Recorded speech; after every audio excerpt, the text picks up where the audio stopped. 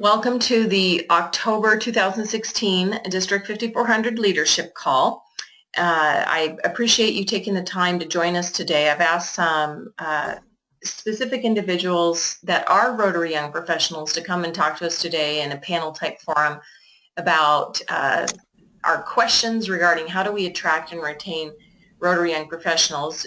Jim Hogue is on the line. So Jim, I just thought I'd see if you wanted to say a couple things before we get started.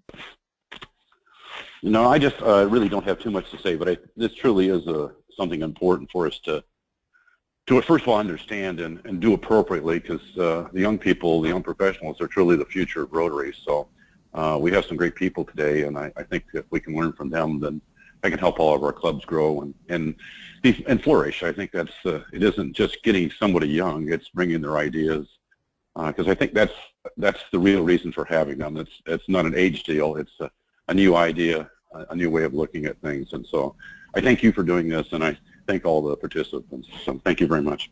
Thank you, Jim. Okay, well, before we get started, I want to just have a quick celebration.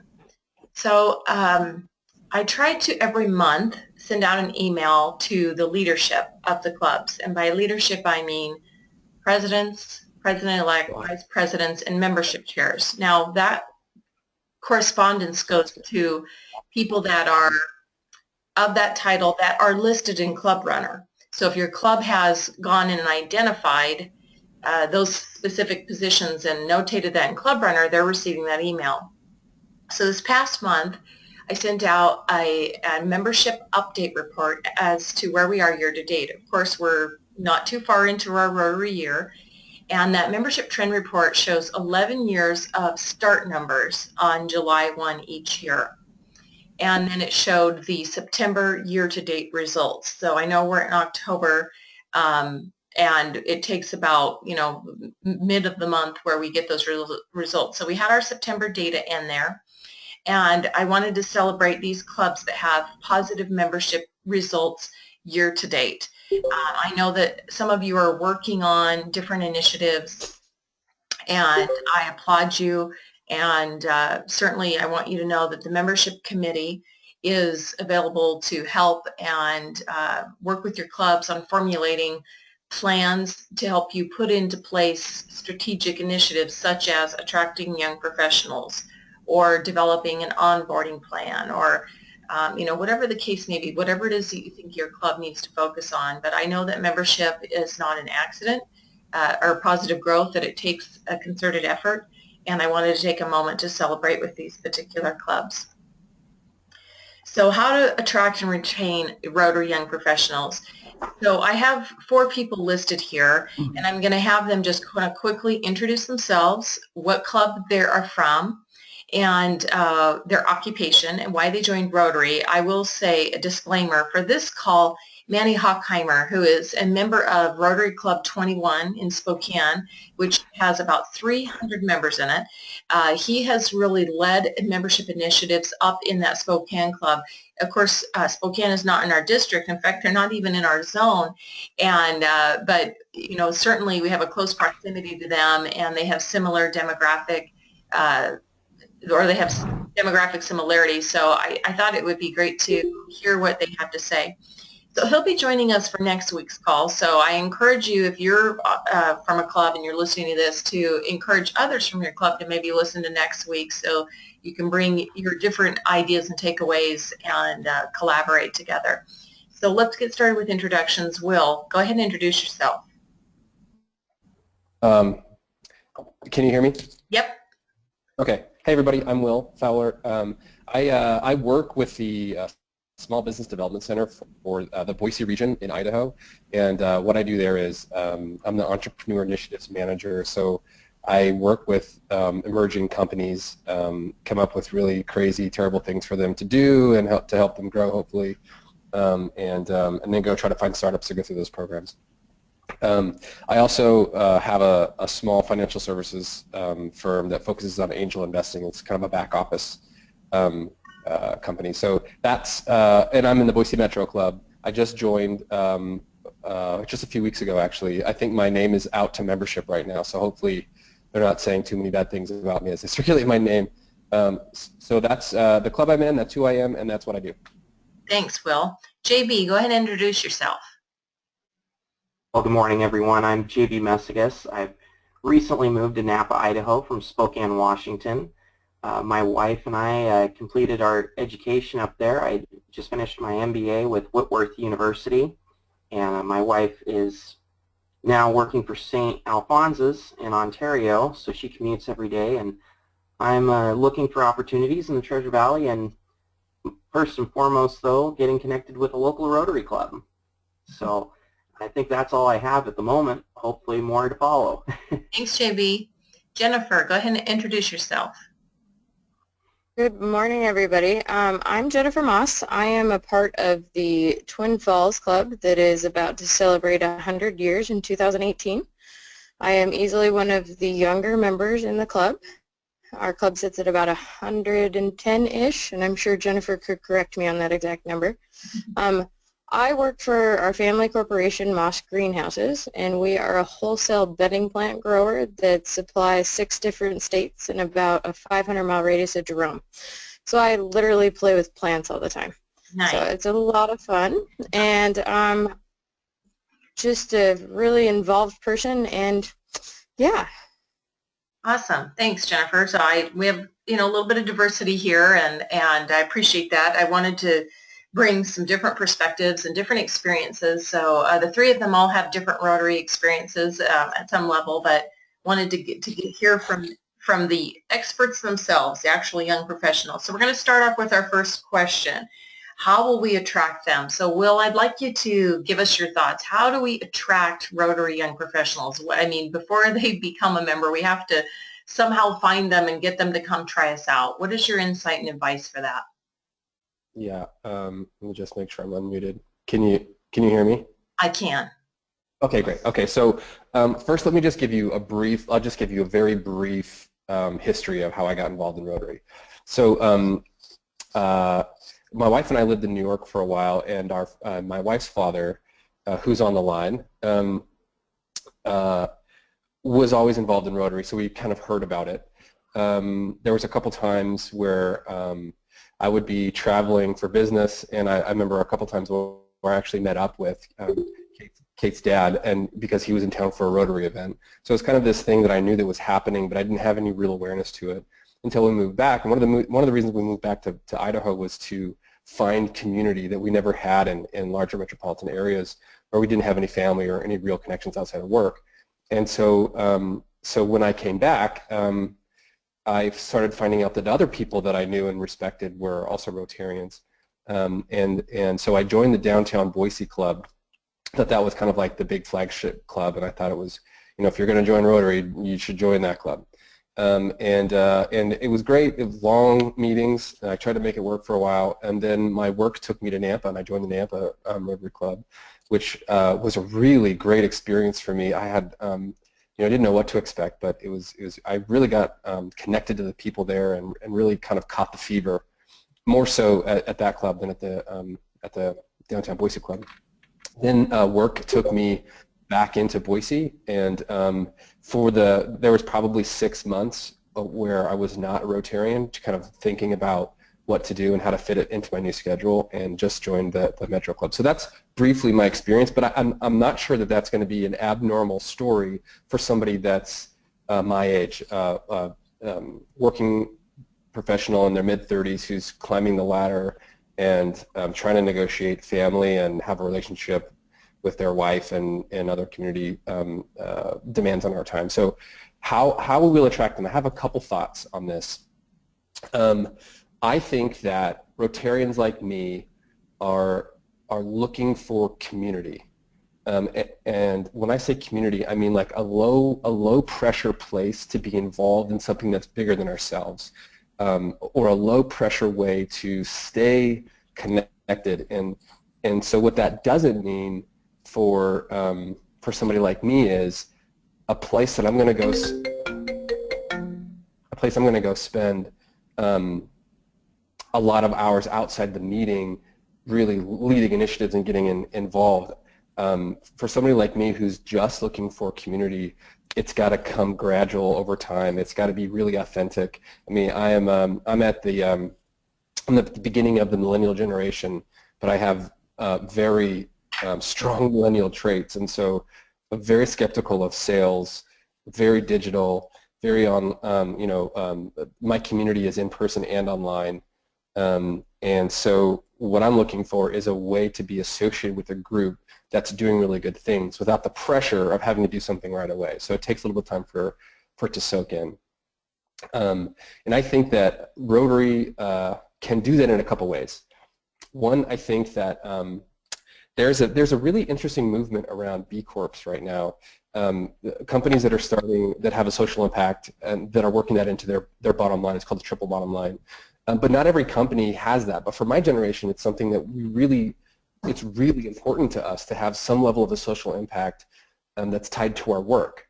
And so I think that Rotary can be a substitute for that or a supplement to that for people in my generation who don't get that from work, because we don't always get to choose whether or not our employers engage in those activities. So that mission of social impact, of local community social impact, I think is really important, especially for people who are kind of entering or climbing through the workforce and don't have a lot of influence over what their employers are doing in terms of that. And then the other thing for somebody who's in their mid-30s with 2 young kids, we're, both of us, my wife and I both work. We're both very dedicated.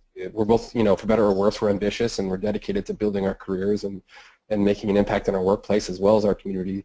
I think that Rotary can offer what I call cheerleading as engagement.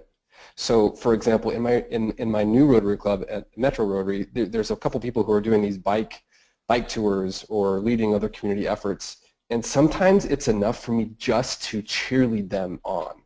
Just to say, like, you know what, that's amazing, do that. I really want you to do that. I cannot participate, but it's important for me to be here around you and encourage you to do that. So that's my perspective on what might attract and how Rotary can maybe fill that need. And I think in terms of like where some of these people are, I think that a Rotarian when you see one. So having been in a few different clubs, there are different profiles of people who come into Rotary. A lot of it, I think, is networking and business development, and I don't think that's a bad thing. I think if you're networking and doing business development with like-minded people, I think that's really powerful. But I think that's a driver for people to be involved, and that kind of activity is happening in a lot of other organizations. So my note here is, you can find Rotarians, young Rotarians, they're everywhere. They're especially online. But chambers, leadership academies. I serve on a few different boards or panels or selection committees, and sometimes I'm the youngest person in the room, but not always. And so I think just being aware of who you connect with and having an awareness of what your definition of your profile of a Rotarian, I think they're out there and they just don't know. Like my generation just doesn't know what Rotary is, and if they show up and they see everybody kind of standing up singing an archaic song, it can scare them away. So they need to be warmed up before they come in and sing zippity-doo-dah with everybody as to the greater mission. And so I think that they're kind of everywhere. They don't have a great awareness of what Rotary is, other than maybe their parents have been involved. But once they're exposed to that greater mission, I think it really taps into a core need of the millennial generation, which is that corporate social responsibility, social impact. Right. So this is the last thing I'll say. My note here is know your profile. It's okay to invite anyone and everyone to lunch. I think that's fantastic. But I do think that for each of us, we know one when we see one. And those are the people that I certainly focus in on a little bit more, to take them out to coffee once or twice, really talk to them about what we're doing, or just invite them to an event, a volunteer event that's happening. Just kind of have them come meet the group outside the club. So that's my perspective on that. That's a perfect segue because you kind of talked about, I think we know them, which leads me to the next question. How do we know if we and they are a right fit? So JB, I'd like you to address that question, if you will, please. Absolutely.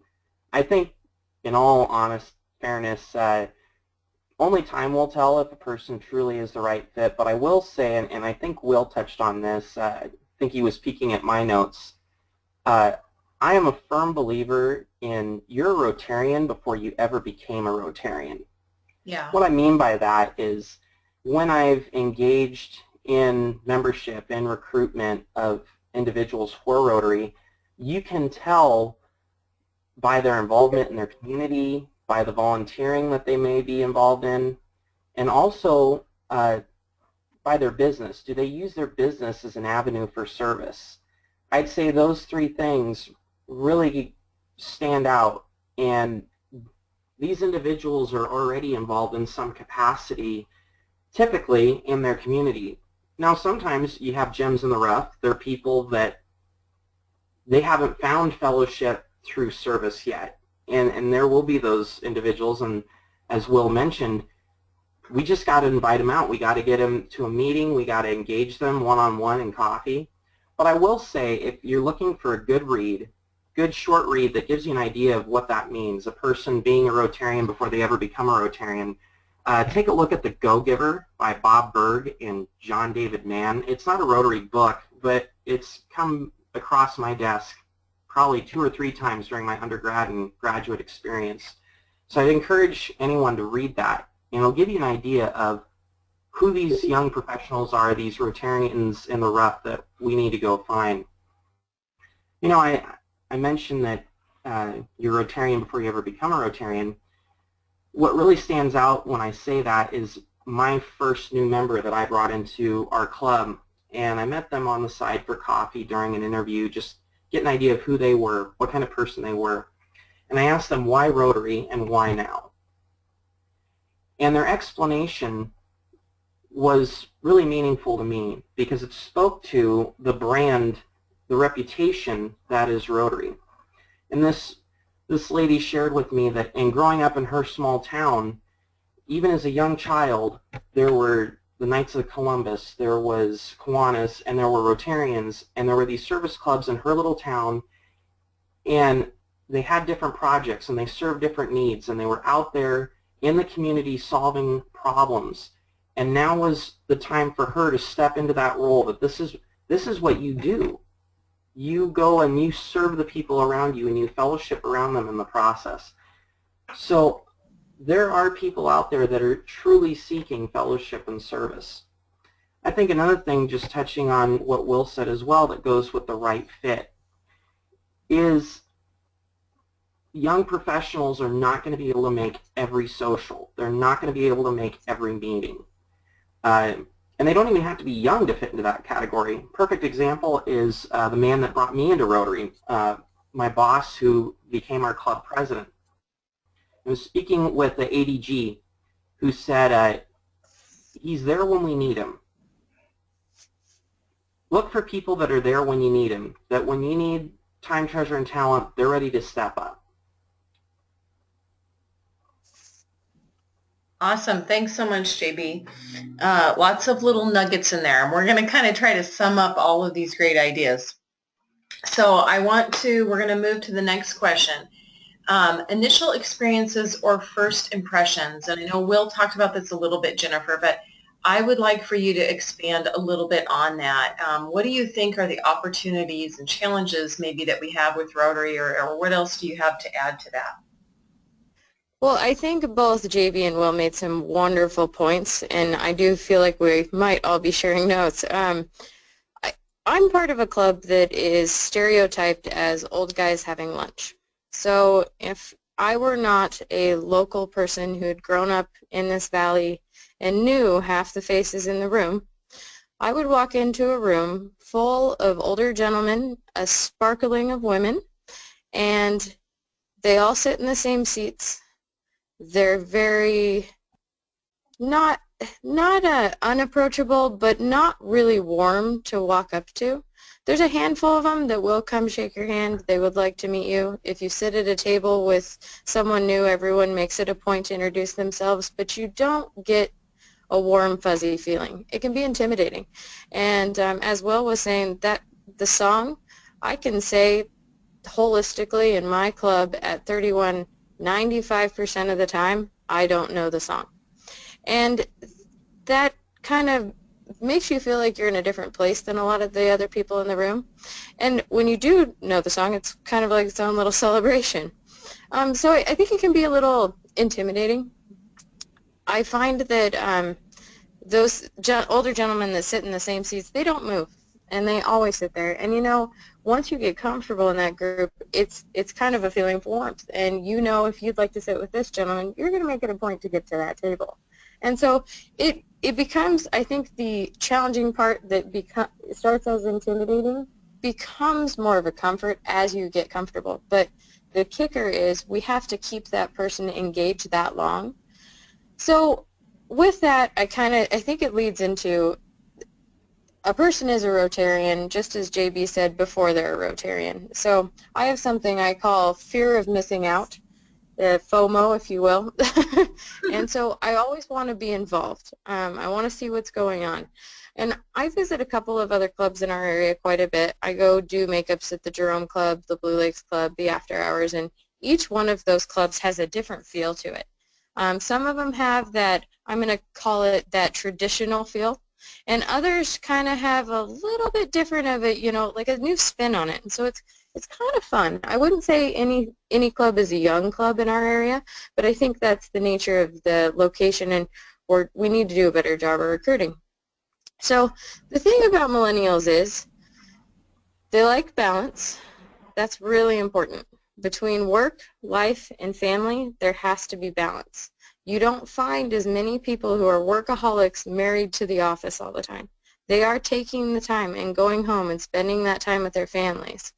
And then I think one thing that speaks, I mean, your question here, Jennifer, is what changes does Rotary need to make to speak to the next generation? Because we have a digital mindset, is the way I'm going to put it, we're always moving a million miles an hour. So everything is directly at our fingertips. It's fast. If we don't have that answer right away, we're wondering what's going on. And Google dictates our search engine, you know. Mm-hmm. And so I think what Rotary has to bring to that next generation is something that's tangible and timely. So we have to show them as Rotarians, you know, how cool this is. You know, I've told you, I mean, Rotary is my church. It gives me my feel-goods. I don't take my time on Sunday to go sit in a church and hear a service. I spend that time with my family at home, you know, having quality time, and then I get that on Wednesday when I go have lunch with the Rotarians. Mm-hmm. And then I get that when I go down and, you know, ring the bell for the Salvation Army and raise money or whatever that project may be. And so to find a way to make it tangible for them in a timely manner. That 3-year window that we tend to lose people is, I mean, that's the challenge and the answer, actually. So if we can find a way to make the Rotary tangible to them in a timely manner, that's how we'll keep them. I mean, so I'd say value, balance, and being tangible and timely is how we speak to the next generation. Okay, thanks so much, Jennifer, which that's actually, I think your tangible question or your tangible comment, that's a great way to kind of encapsulate all that Rotary can be because it does mean different things to different people, but by and large, we know the answer to what it is they're looking for. And of course, service is one component of that. But I think the way we model that and the way that it's structured is different for different groups. So, Will, are you still on the line with us? I am. Can you hear me? Yes, I think you just changed to your mobile, so I wanted to make sure all was well. So, tell me a little bit about service. What is a Rotary young professional? How do they want to engage in service in Rotary?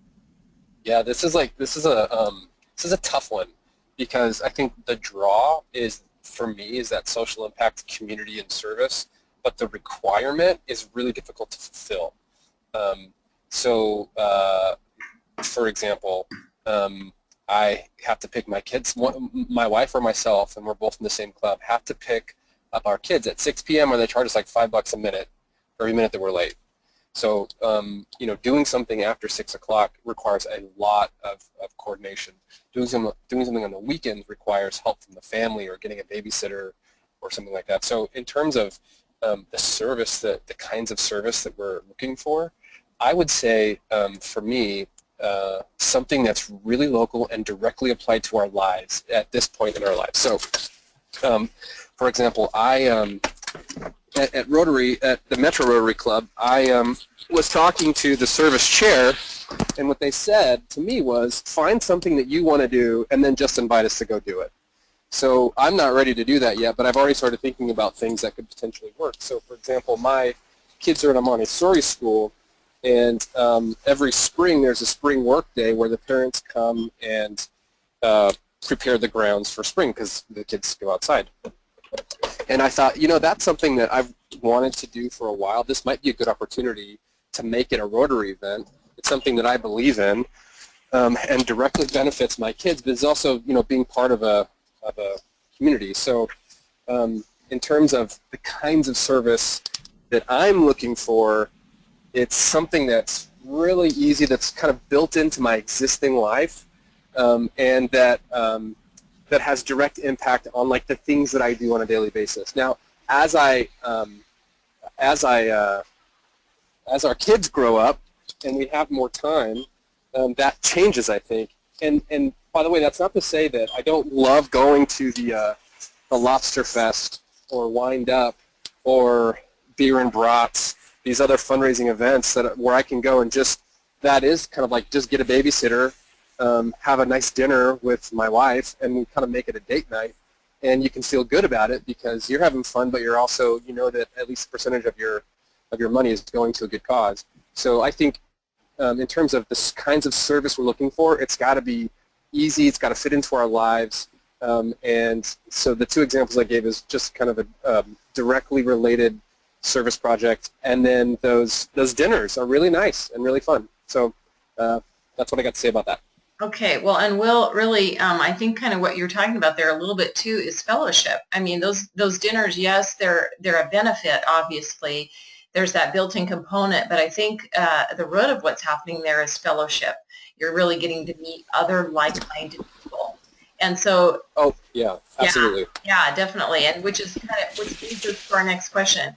So JB, this is your quote. That's why it's in quotations. Is Rotary a service club, or is it a fellowship club that does service? So I want you to just expand on that a little bit. Absolutely, Jennifer. This is a question that was posed to me by a district governor nominee in District 5080. And the answer that was shared with me is Rotary really is a fellowship club. And where I'm going with that is anyone can volunteer. Anyone can donate. In fact, you don't even have to be a Rotarian, to my knowledge, to be a Paul Harris Fellow. What makes Rotary unique and stand out? What makes the brand so powerful? It's the fellowship that comes with it. And the other thing that came with this quote was, at some point as a young Rotarian, I would experience a Rotary moment where it all became clear to me. And it happened for me this past December. My wife and I traveled to Europe for about a month to visit her family. And we were in Strasbourg, France at the Christmas market. And there was a Rotary Club, the Rotary Club of Strasbourg, doing a fundraiser there as part of Europe's premier Christmas market. And I walk up to purchase from there because I'm not going to spend my money anywhere else but with these Rotarians. And I'm overhearing a conversation between this Frenchman and this Englishman about this very topic, recruiting young professionals for Rotary in Europe. And they're going back and forth. And as I'm making my purchase, I just walked away and said, well, by the way, I'm a Rotarian. I'm 28 years old in America, and I'm the club administrator. And they both looked at me and their jaws dropped. But what was so powerful about it is he had an American, an Englishman, and a Frenchman, and we're all Rotarians. We're all sharing in fellowship. And later on in that trip, we found a Rotary Club that was doing a carol service in an Anglican church. And we got to participate in that and exchange banners. And there was just this powerful experience of brotherhood and sisterhood from Rotary. Uh, Service is important, absolutely, but don't forget the fellowship. The fellowship is what binds us together. It's what brings us together, is this common desire to serve each other and serve our community. Yeah, very good. Thanks so much, JB. And um, I think, you know, really it's the combination of all these things, right, that lead to engagement. But Jennifer, I'd like you to just kind of share with us your thoughts on, you know, you alluded to earlier the fact that we know that data tells us we lose too many of our members in less than 3 years of membership. So they've come in and they've left in a short period of time. Well, that's the result of, in my opinion, two things. We didn't ask when they came why they wanted to be there, so we maybe didn't do a value alignment, have a proper conversation about that, but then they didn't get engaged in some way. You know, and I think everybody's looking for an easy answer here, but you know, there just isn't. But I'd like for you to share your thoughts as a Rotary Young Professional. What is um, what's the secret? What do you think is the magic recipe? Ooh, it's like the trigger question. I know. So I think that, you know, potential Rotarians, they end up being victims of assumption. We assume, and we don't mean to, that you know that this Rotary Club does this fundraiser, this is what our international approach to polio is, and sometimes a lot of people don't know that, especially this younger generation, and so in the process of us explaining ourselves, that's a great moment to also connect with that potential Rotarian and say, hey, you know, what are you really into? And, you know, do you really like to do this? Or find out, are they a gardener? Do they like to run? Do they have 3 kids at home? Are they really into yoga? You know, find that connection with them, because everybody has a passion. And sometimes it's tricky. I mean, you never know, you might find the next Kevin Bradshaw, and for the reference, for those who don't know him, he's our video pro. You know, you might find somebody who's really digitally connected that'd be such a benefit to your club if only you could get them sold on Rotary, you know, on Rotary, and make them drink the Kool-Aid, if you will. So it's really making sure we explain what we do, and in that process, finding what their interests are. At that point, I think it's really imperative that, say if you have a potential Rotarian, they're really into athletics. They're really focused on keeping themselves fit. With my club, I know that we sponsor several water stations at different athletic activities around our valley. And so I want to make sure that I'm getting them during those events. I mean, the first thing to remember about young professionals is they're going to give time before they're going to give money. And that's just that whole cycle of life thing. And so we need to capitalize on that without burning someone out. And as Will said, I mean, being a professional cheerleader, if you will, in some of these situations is also a great way to go about this. So if you've got somebody who's really connected to, you know, sports and athletics, make sure that they're helping with that. And they're not going to be able to do it every time. But if you know, hey, if they're not participating in this race, maybe they'll help us with the water table. And in turn, keep those things a little bit family friendly in that aspect.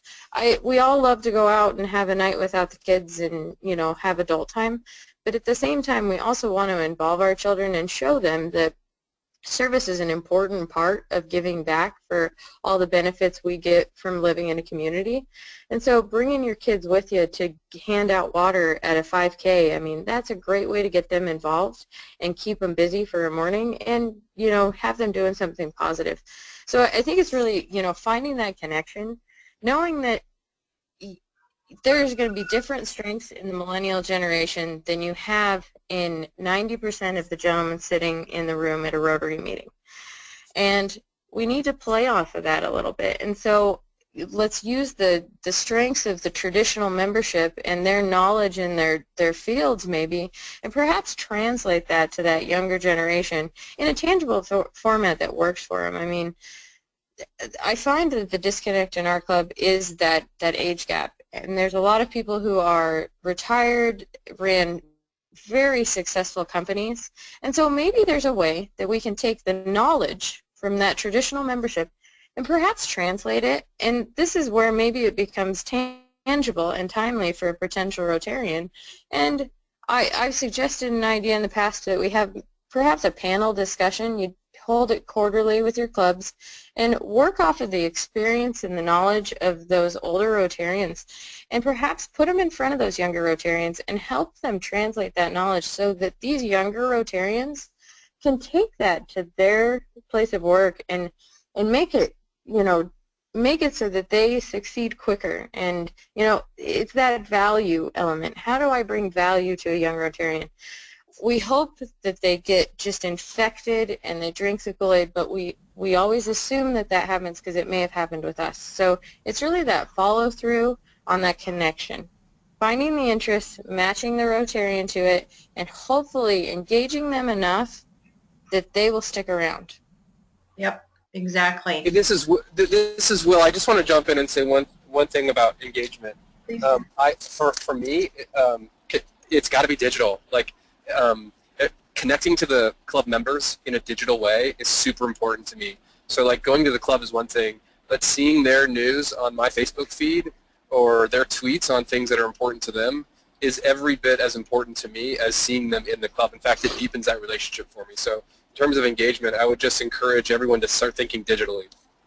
I think Will's right, because if I've got it, say it comes up on my Facebook feed and I was just a part of that service project and they just raised $10,000 and it just helped buy, half of a clinic room at a local, homeless shelter clinic. I mean, I'm going to be so proud of that moment and I want that to go viral. And so I want to infect everyone around me with the positivity of that, and the way to do that is digitally. So Will is right on. Yeah, and I don't mean the club Facebook page. I mean the individuals in the club. I think that's more important. The club Facebook page is important, but it's, to me, personally, it's having a one-on-one connection in my digital network with the members of the club. Yep, agree. Well, we are at 9:37, and I'm going to open up for questions at this time. So I have left the lines unmuted because we haven't had too much background noise. So if you're muted right now, you've muted yourself. So go ahead and unmute yourself if you'd like to chime in and ask any questions. And then, so I want to see if we have any questions from people on the line about the challenges that you're really facing and any other issues you want to talk about. And then if not, I just want to wrap up with a few comments and takeaways that I had, and then we'll finish with just a couple of calendar things I want to talk about. So do I have any questions or, from somebody that says, this is the challenge I have right now? Yeah, this is Eric from the Caldwell Club. Hey, Eric. I get mixed messages from the millennials when it comes to like how we conduct a meeting and stuff like that, where, I've heard that the song's brought up. Well, we sing the same song every time. And I get some people who say, wow, that's really refreshing to come to something that does things in a traditional manner in this world, and, that we keep a tradition, and it's the tradition that attracts certain millennials. So it's just, I hear the prayer pledge get all beat up all the time from the millennials, but I get it. But then again, we get people who say the exact opposite. So it's like, if you cut it out, you've alienated people, but I don't think all tradition is bad. And then I also hear that, the millennials, well, we want to be involved, but we don't really, we want to get our hands dirty, but when the moment comes, they're too busy like everybody else. And, lots of advice, but no action. I mean, and I think that's across the board. So how do you inspire the millennial to take the action versus the advice? Does any of you want to, who wants to respond to that? You know, Eric, we do something called day projects. And so there's a couple throughout the year, and they're projects that we can do in one day. And it's literally just a couple of hours, and we let people sign up for kind of like 1 hour chunks, and we just focus on that one project that one day. The CSI fitness trail would be my first example. It takes a couple of people, and it takes a couple of hours. And we work with actually some middle school kids that come out and do a ton of the work as well. And to have, you know, there are those really big projects that are pivotal for a club that they can really capitalize on, whether it's a park project or, you know, whatever your club may do. But to have smaller projects that are less of a commitment but still gets them involved, I think is a good way to possibly approach that. Any other comments? Yeah, this is Will. My comment is, and I've been out to the Caldwell Club and actually presented there once, and thought it was a really a lot of characters in that club. I laughed a lot while I was there, and I would say, like, you got to take what you can get. Like with millennials, I know that doesn't sound right, but like if they're not showing up to things, well, that's telling you something. Either they're not right for the club, or they need to be engaged in a different way. And so I would keep encouraging you to think digitally. I mean, can they video conference into something? Can they just be responsible for spreading the fever on Facebook for a service event that's coming up? I mean, so find a way that they can be involved that fits into what they're prepared to do. And so, you know, I know that's a kind of a, I know that's not really a answer to all of your question, but I would say that there's no, you know, the millennial generation is huge, and there are some tendencies that they have, but, you know, just like any other generation, there's individuals who have very different values and perspectives, and so I would just say, you know, you got to take what you can get. Yeah. Well, and that's kind of where I've been going with the club, though, is I've been saying we don't just need a body. We need the right bodies. Yep. You know, we need the right fit of people to come in, because the frustration level will be through the roof even more if, you know, because we got 40 members. Of the 40 members, there's 6 to 8 that do everything. And, you know, and if we were 80 members, we would have 12 to 16 that do everything. And I'm like, well, then we need to engage to get more of the 6 to 8 than, you know, the other 30 or 22 that we need to, you know, and I think that's what you're saying is, and for me, I found that the way to get anybody involved is just go ask them. Yeah. Not asking. Yeah. I think that's really true, Eric. And there's an entire social media campaign that's kind of going on this year for the Foundation 100th anniversary, and it's hashtag 100 acts of good. I think you can take that and run with that. I mean, if millennials can't, you know, make the time to get to an event that's going on, I mean, maybe challenge the club to say, all right, this month I want everybody to take a picture of them out doing something good in the community, whether it's, you know, paying for somebody's coffee or dropping off food at the food bank or whatever it may be, and maybe challenge them to take a picture and document it on social media, and that plays back to Will's digital comment, as well as makes it available in their period of time when they're available, and it still comes back to Rotary. Yeah. Eric, I'd also like to chime in with one small thing. We don't have time to really cover this in depth, but I will say that millennials work differently than previous generations, and they also look for flat organizations. So if you have a lot of hierarchy going on, and the millennials like projects. They don't like schedules, they like projects, and then they fit those projects into their schedules. They have a premium on their time, not saying other generations haven't, but those are just some quick things you might look into as you work on that in the Caldwell Club. Yeah, well, with that note, it's about 9:44, so I'm going to wrap up, but I want to invite you guys to connect outside of this forum.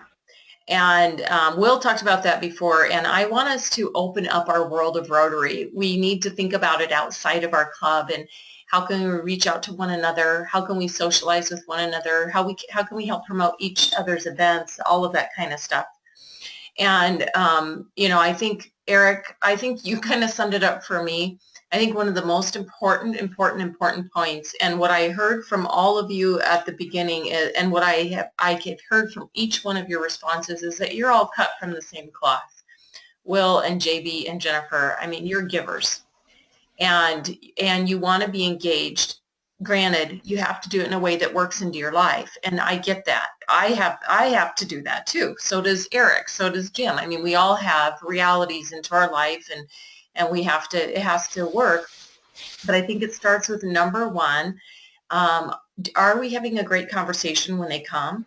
And are we talking about what we ask from our members and what they need from us? And so it's a mutual exploration. I think that's so critical at that onset.